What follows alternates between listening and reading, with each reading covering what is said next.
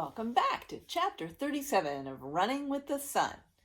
Hi, it's Sam again, and I'm back with my chapter of cool facts. Here are some did you knows to make life more interesting. Did you know a worm bin is like a tiny dirt farm? You make a box for the worms to live in.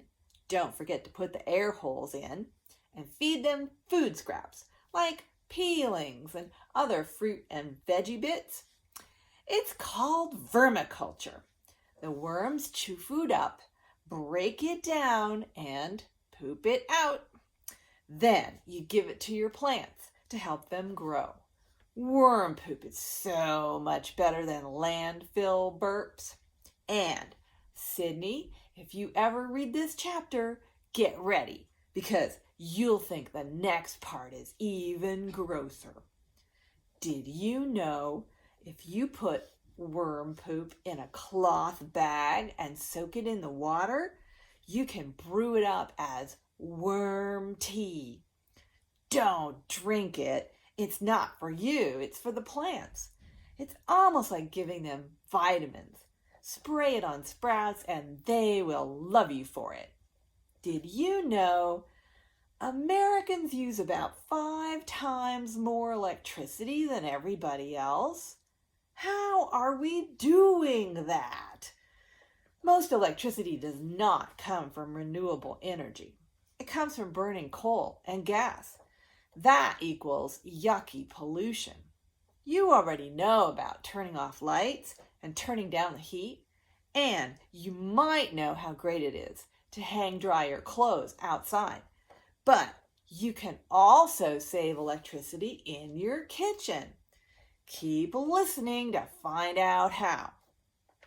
Did you know you can cook food using the sun? No, I don't mean that old saying about it being so hot you could fry an egg on the sidewalk. Who wants a sidewalk egg? You can make your own solar cooker from boxes and aluminum foil. Dad and I are going to build one next spring, so we'll be all ready to cook and get cooking with the summer sun. It does take food longer to cook, so it's more like a slow cooker. Which reminds me, did you know?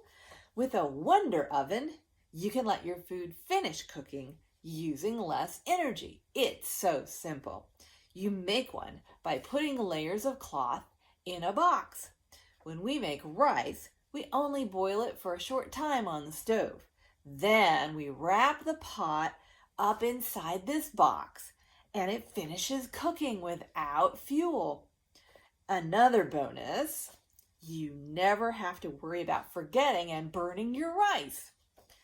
Did you know there's an amazing way that energy from the sun can be caught and changed into another form or stored up to use later?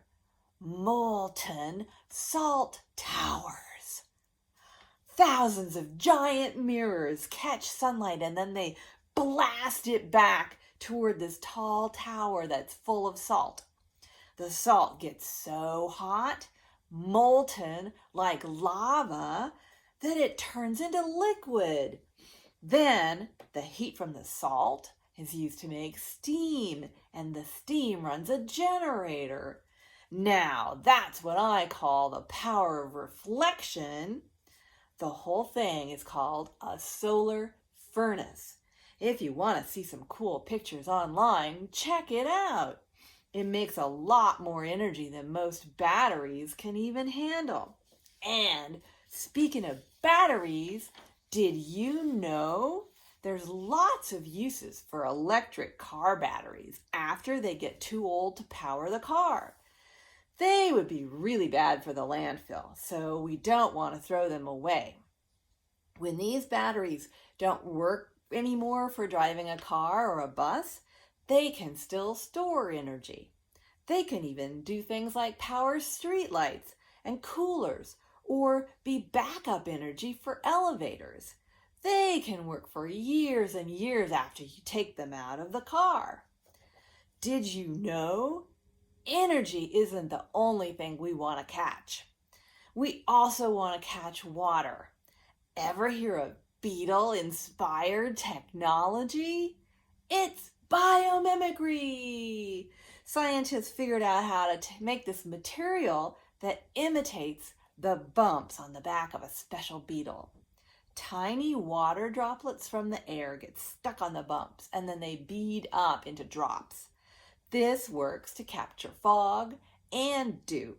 So, even in places that don't get much rain, humans can use this beetle bump technology to harvest water and help grow plants. Well, that's probably enough amazing facts for now. I'll stop before I make your head explode. Thank you for reading my chapter.